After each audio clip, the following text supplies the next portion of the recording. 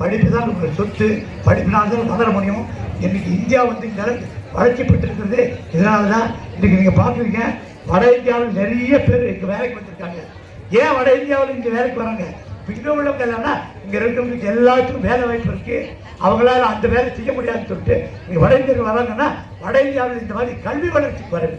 அவங்க சரியாக பண்ணலை, சரியாக கவனிக்கலை. அங்கே இருந்த அரசாங்கம் எல்லாம் இன்னைக்கு அது வளர்ந்துட்டு வரணும். மேலே தான் நம்ம ஏற்கனவே நம்ம இருந்த தலைவர்கள் நம்மளை வளர்த்து விட்டு இருக்கார்கள்.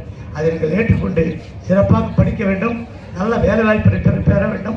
உங்களால் உங்கள் வீட்டுக்கும் இந்த நாட்டிற்கும் நல்ல உபயோகமான மாணவர்களாக நீங்களாம் இருக்க வேண்டும் கேட்டுக்கொண்டு இந்த சிறப்பான நிகழ்ச்சிக்கு வருகை தந்துள்ள அத்தனை பெரியவர்களுக்கும் ஆசிரியர் பெருமக்களுக்கும் தாய்மார்களுக்கும் குழந்தைகளுக்கும் நன்றி கூறி விடைபெற்றுக் கொள்கிறேன். நான் ரொம்ப நேரம் பேசி உங்களுக்கு போறதுக்கு ஸ்கிப் பண்ணு தெரியல, ஆனால் இருக்க சொல்ல வேண்டியது எனக்கு கடமை. இந்த அரசாங்கத்தில் அந்த என்ன செஞ்சுட்டு சொல்லி சொல்ல வேண்டியது கடமை. அந்த கடமையை செஞ்சிருக்க நீங்கள் இதை ஏற்றுக்கொண்டு நம்மளும் இதே போல வளர்ந்து நாட்டுக்கு சேவை செய்ய வேண்டிய எண்ணத்தை வளர்த்து கொண்டு வாருங்கள் என்று கூறி நன்றி கூறி விடைபெற்றுக் கொள்கிறேன். நன்றி வணக்கம்.